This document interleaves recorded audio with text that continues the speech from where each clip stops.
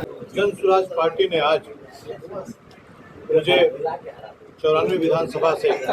चुनाव लड़ने के लिए मेरी उम्मीदवारी को तय की है। मैं उसके लिए अपने जन स्वराज के प्रतिनिधि नेता श्री प्रशांत किशोर जी का, हमारे राष्ट्रीय अध्यक्ष श्री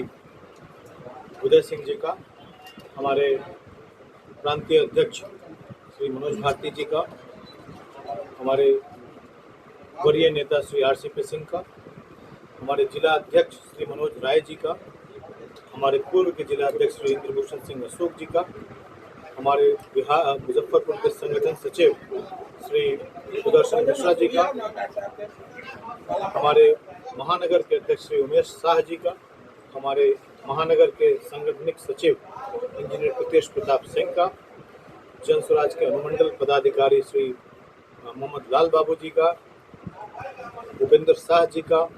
और तमाम मुजफ्फरपुर जिला और प्रदेश और राष्ट्रीय स्तर पर जन स्वराज की भावनाओं से जुड़े हुए तमाम लोगों का मैं दिल से शुक्रिया अदा करता हूं कि उन्होंने मेरे ऊपर ये उम्मीदवारी जताने के का उन्होंने मुझको भरोसा जताया है और उनके इस जिम्मेदारी को मजबूती के साथ आगे बढ़ाने के लिए मैं दृढ़ संकल्पित हूं और मेरा ये दृढ़ संकल्प है और मेरी ये दिली इच्छा है कि यह मुजफ्फरपुर 94 विधानसभा को जीत के साथ जन स्वराज पार्टी के कदमों में रखना चाहता हूं। मैं चाहता हूं कि जन स्वराज की भावना आम और तमाम लोगों के बीच में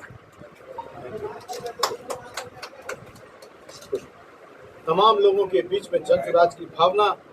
पहुंचे, क्योंकि जन स्वराज एक जनधारा है, एक विचारधारा है जो बिहार को उसकी बदहाली से बाहर निकालने के लिए संकल्पित है। जन स्वराज यहाँ के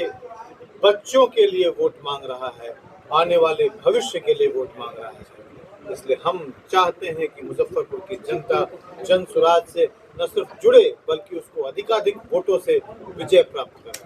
बहुत सारे प्रत्याशी चुनाव में थे, लेकिन आपको भी चयनित किया गया, चुना गया, क्या कहेंगे इसको? ये जो चुनावी प्रक्रिया है जन स्वराज में, ये बिल्कुल ही एक नई राजनीति की धारा है, एक नई लकीर खींची गई है, जहाँ 5 स्तरीय चुनावी प्रक्रिया अपने संभावित प्रत्याशियों के बीच में हुआ है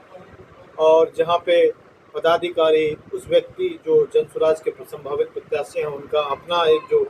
प्रोफाइल है वो, उसके अलावे जो पदाधिकारी हैं उनके बीच में वोट किया गया। जो आम जन स्वराज के पदाधिकारी, जो जन स्वराज के संस्थापक सदस्य और प्राथमिक सदस्य हैं, उनके बीच में वोट किया गया और 5 स्तरीय जो चुनावी प्रक्रिया है उसके बाद ये जो सघन कार्यक्रम हुआ उसके बाद एक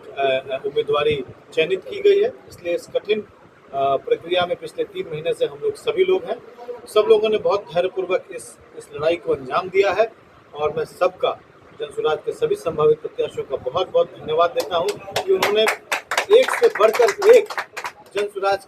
के लिए मेहनत की है और जन स्वराज को घर घर तक पहुंचाया है। लोगों के लिए क्या संदेश देना चाहिए? लोगों के लिए मैं बार बार यही संदेश देना चाहता हूं कि इस बार वोट अपने बच्चों के लिए, अपने भविष्य के लिए कीजिए। इस बार जन स्वराज के लिए वोट कीजिए।